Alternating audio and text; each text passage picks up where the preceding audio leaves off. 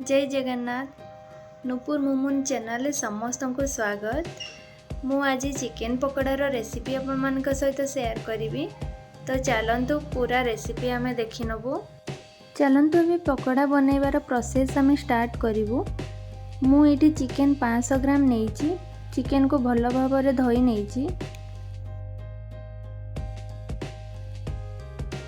Chicken रे मु गोटे चमच लुण ऐड करी। लुण को भल भाव मिक्स करके 10 मिनिट पर्यंत एमती मु छाड़ीदेवी।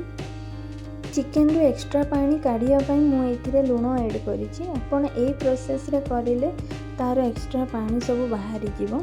मुझे मसला किछि नहीं, चाट मसला, अजवाइन, रेड चिल्ली, गरम मसला, हल्दी गुंड, धनिया गुंड, कसूरी मेथी, अल्प ऑरेगानो, जीरा गुंड, चिकेन मसला, चिली फ्लेक्स, ब्लैक पेपर।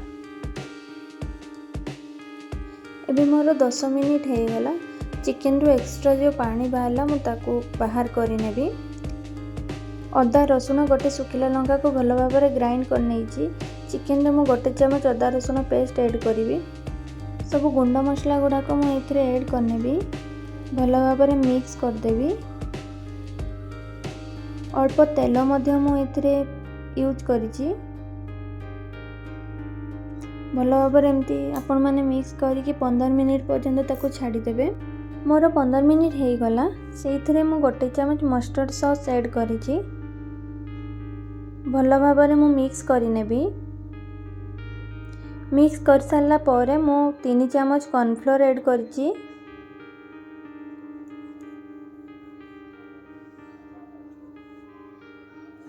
गोटे चमच चाउल गुंड ऐड करिछि। गोटे चमच मैदा,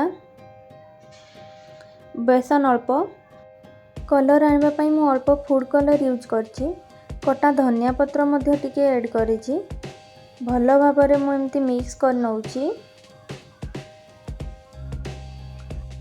पकोड़ा गुड़ा को छाणिया पई मु एबे कढ़ाई रे भल भाव तेल को गरम कर नउछि।